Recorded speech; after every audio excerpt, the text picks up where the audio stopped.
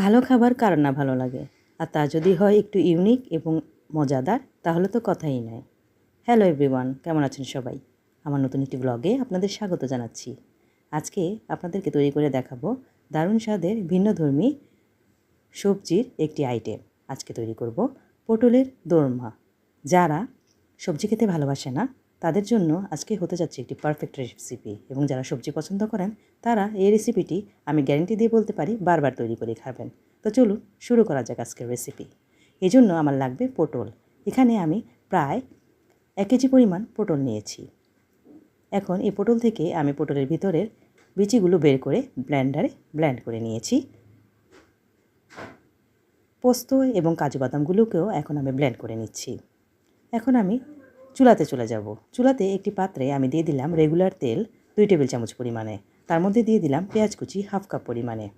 আমি পটলের দোলমার জন্য পটলের ভিতরে পুর তৈরি করব। চুলার আঁচ এই পর্যায়ে মিডিয়াম থাকবে।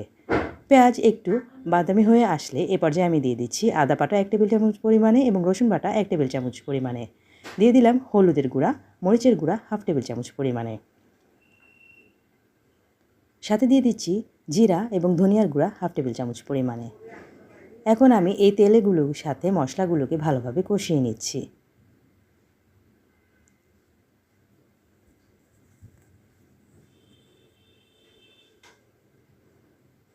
এখন আমি এগুলোর সাথে দিয়ে দিচ্ছি আগে থেকে তৈরি করে রাখা পটলের বিচি ব্লেন্ড করে রাখা মিশ্রণটি। এখন ভালোভাবে আবারও কষিয়ে নিচ্ছি সবগুলো মশলা। কষানো হয়ে গেলে এ পর্যায়ে আমি দিয়ে দিচ্ছি স্বাদ অনুযায়ী লবণ। এখানে আমি হাফ টেবিল চামচ পরিমাণে লবণ দিয়েছি। এখন দিয়ে দিচ্ছি হাফ কাপ পরিমাণে ছানা। এগুলোকে আমি বাসায় তৈরি করে নিয়েছি। ছানাগুলো তৈরি করার জন্য আমি দুধের মধ্যে লেবু দিয়েছি এবং পরবর্তীতে ছানা হয়ে যাওয়ার পর পানিটা ছেঁকে নিয়েছি। এই ছানাগুলোকেই এখন আমি আমার এই তরকারির মধ্যে দিয়ে দিলাম। ছানাগুলো দিয়ে দেওয়ার পর আমি আবারও হালকা হাতে নেড়েচেড়ে মিশিয়ে নিচ্ছি। এখন দিয়ে দিব আগে থেকে ব্লেন্ড করে রাখা পোস্ত এবং কাজু বাদামের বাটাগুলো।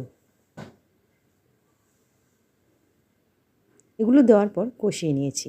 যখন মশলাটা কষে উপরে তেল ভেসে উঠে আসবে এ পর্যায়ে আমি দিয়ে দিচ্ছি আগে থেকে 2টি আলু সিদ্ধ করে ম্যাশ করে রেখেছি। এখন এগুলো এই পুরের সাথে দিয়ে দিব।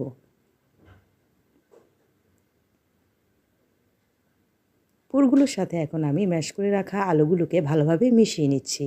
এতে করে আমার এই